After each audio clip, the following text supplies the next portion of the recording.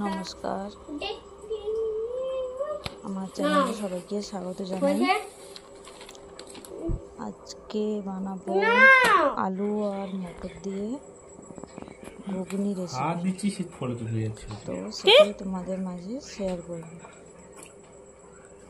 প্রথমে মটরটা সকালে ভিজিয়ে রেখেছিলাম।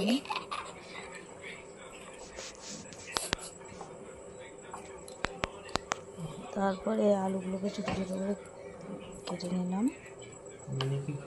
কেটে নেওয়ার পরে আলুগুলো প্রেসারে মটর আর আলু লবণ দেবে দাও আর না দেবে দাও, লবণ দিয়ে সেদ্ধ বসিয়ে দেবো। মটর আলু সেদ্ধ হতে হতে এইদিকে পেঁয়াজ টমেটো এগুলো কুচিয়ে কেটে রেডি করে নেব মশলার জন্য। মশলাতে টমেটো পেঁয়াজ আদা রসুন এগুলোই লাগবে।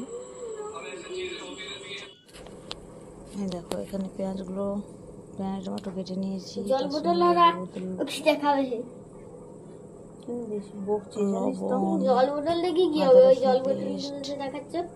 জিরা ধনিয়া গুছিয়ে নিয়েছি। করতে আমার সুবিধা হবে সেগুলি গুছিয়ে নিয়েছি। দিয়ে গ্যাসে কড়াইটা বসিয়ে তেলটা গরম হতে দিলাম। তেলটা গরম হতে থাকলে যখন দেখবো তেল থেকে ধোঁয়া ছাড়ছে তখন এর উপরে পেঁয়াজগুলো দিয়ে দিলাম।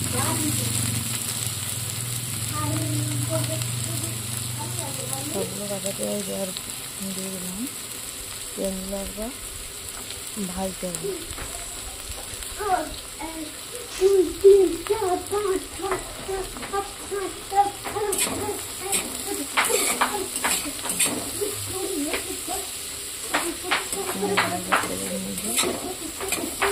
নাড়তে থাকবো।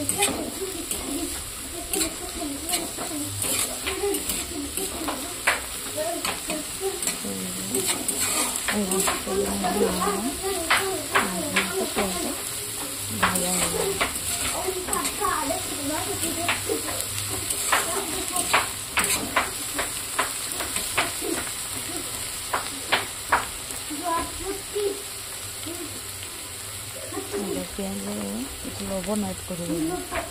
দিলে পেঁয়াজটা তাড়াতাড়ি ভাজা হয়ে যাবে এবং এটা কি লবণ দিয়েছিলে গো? অল্প করে লবণ দিলাম, কারণ মশলাগুলোর সাথে লবণ দেওয়া আছে, এই জন্য অল্প করে লবণ দিলাম।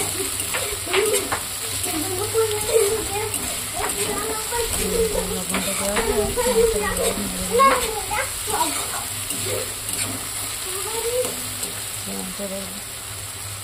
গ্যাসের ফ্লেমটা কমে দিলাম। দিয়ে পেঁয়াজ এবার আস্তে আস্তে ভাজা হতে লাগবে। এবার পেঁয়াজটা সুন্দর ভাজা হয়ে গেছে। লাল লাল করে সুন্দর পেঁয়াজ তেলও ছাড়তে শুরু করবে। এর সঙ্গে টমেটো সেটা কেটে রেখেছিলাম ছোটো ছোটো করে সেটা অ্যাড করলাম।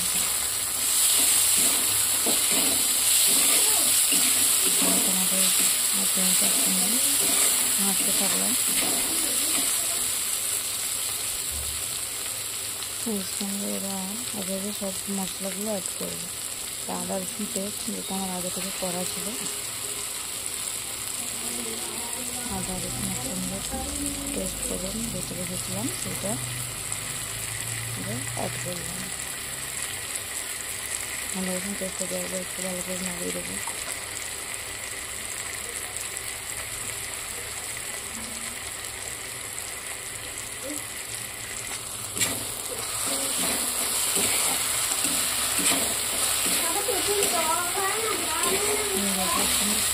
বাড়ি দেবো একসঙ্গে ভালো করে মিশিয়ে দিলাম।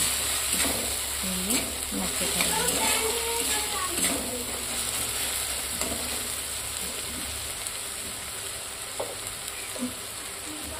এবার অ্যাড করে সব মশলাগুলো অ্যাড করবো। প্রথমে পরিমাণ মতো হলুদ গুঁড়ো দিলাম,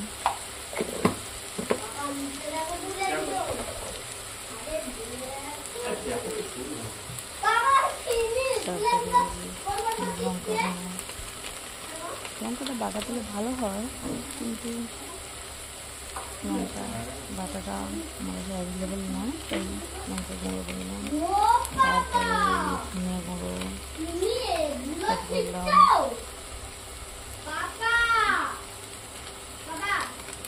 তারপরে এই যে জিরা গুঁড়ো অ্যাড করলাম,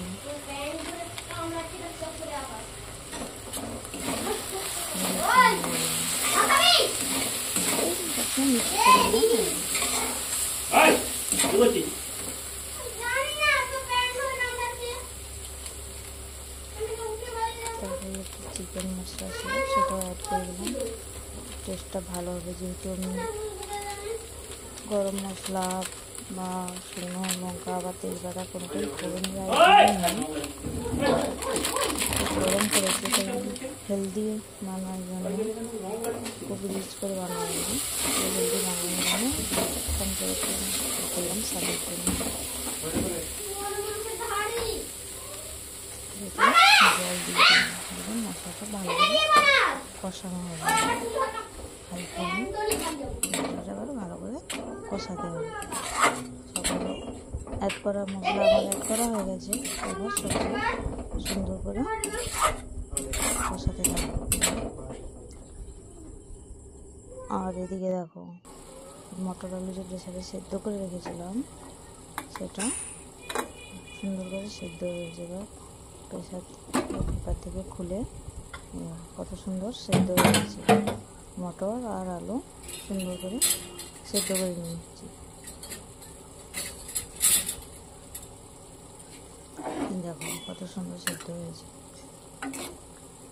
মটরটা একটু সকাল থেকে তো ভেজানোই ছিল, আলুর সঙ্গে সুন্দর সেদ্ধ হয়ে গেছে, একদম নরম হয়ে গেছে।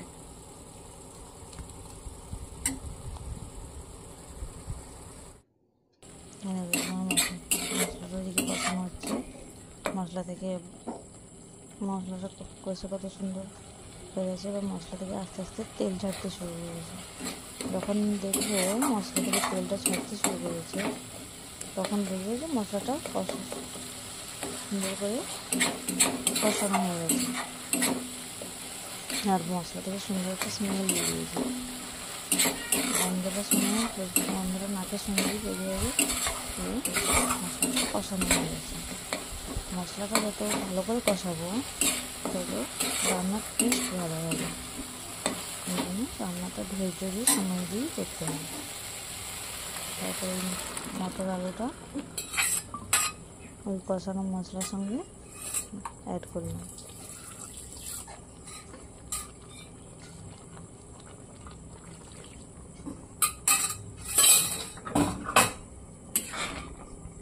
এই মটর আলুটা একসঙ্গে মশলার সঙ্গে ভালো করে মিশিয়ে নিচ্ছি।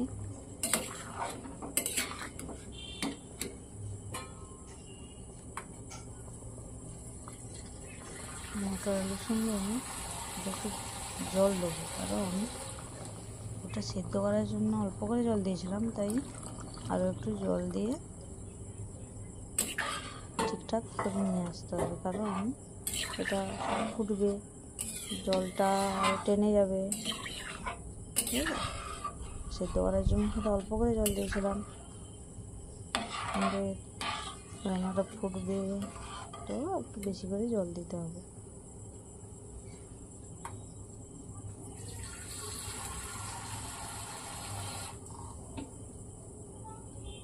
আরও একটু জল অ্যাড করে দিলাম।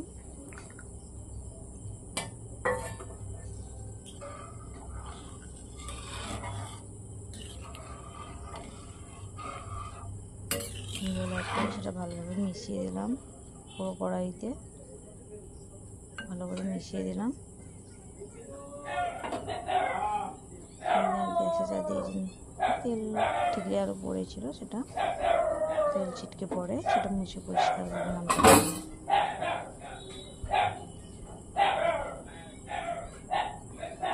এবার এটা হাই ফ্লেম করে দিলে এটা সুন্দর করে ফুটতে থাকবে।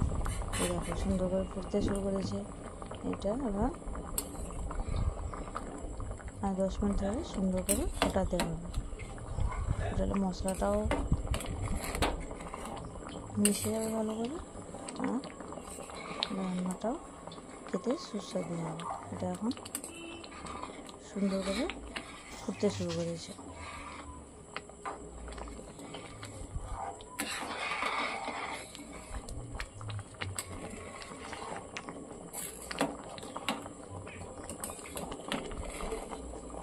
মাঝে মাঝে নেড়ে দিচ্ছি, কত হচ্ছে ব্যাপার। মাঝে মাঝে নেড়ে দিলাম।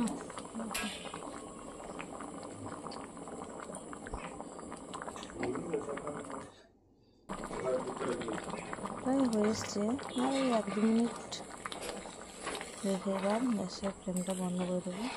রান্নাটা পুরোপুরি শেষের পথে। তরকারিটা মোটামুটি তরকারি বা ঘুগনি যাই বলো মোটামুটি হয়ে এসছে। এবার গ্যাসের ফ্লেমটা আমাকে বন্ধ করে দিতে হবে। সুন্দর একটা থকথকে ভাব চলে এসছে। বেশি ফুটাবো না, ফুটালে এই যে গ্রেভিটা বা জুস টাইপের ব্যাপারটা আছে এটা থাকবে না। তো এটা না থাকলে খেলে প্রবলেম হবে, তো এটা একটু থাকলে ভালো। এবার গ্যাসের ফ্লেমটা বন্ধ করে ঢাকা দিয়ে কিছুক্ষণ স্ট্যান্ডিং টাইমে রেখে দেবো। গ্যাসের লিডটা ঢাকা দিয়ে দিলাম, দিয়ে কিছুক্ষণ স্ট্যান্ডিং টাইমে রাখলাম। তারপর কালারটা এসছে দেখো। তারপর এটা ফাইনাল লুক হচ্ছে এটাই হচ্ছে তরকারির ফাইনাল লুক। দেখতে কেমন হয়েছে মোটামুটি দেখে মনে হচ্ছে ভালো হয়েছে। টেস্ট কেমন হয়েছে এটা খেলে বোঝা যাবে। তরকারি ফাইনাল লুক।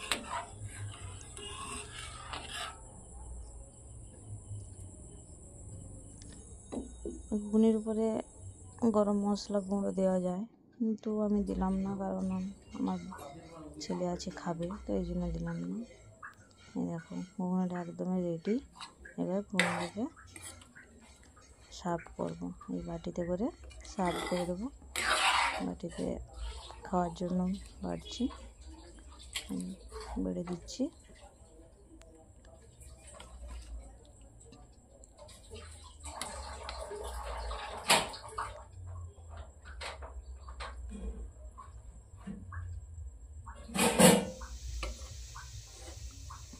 ঘুগনিটার উপরে এবার একটু কাঁচা পেঁয়াজ কুচনো, কাঁচা লঙ্কা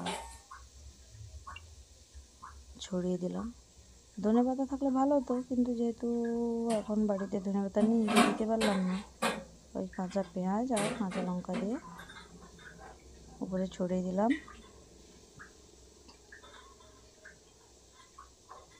কাঁচা পেঁয়াজ আর কাঁচা লঙ্কা দিলে খেতেও ভালো লাগে।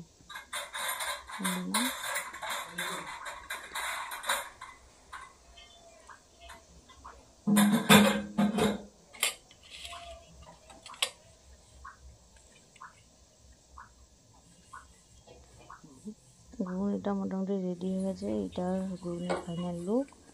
এই ঘুগনিটা ভাত, মুড়ি, অনেকে রুটি, পরোটা যে কোনো কিছুর সঙ্গেই সার্ভ করা যায়।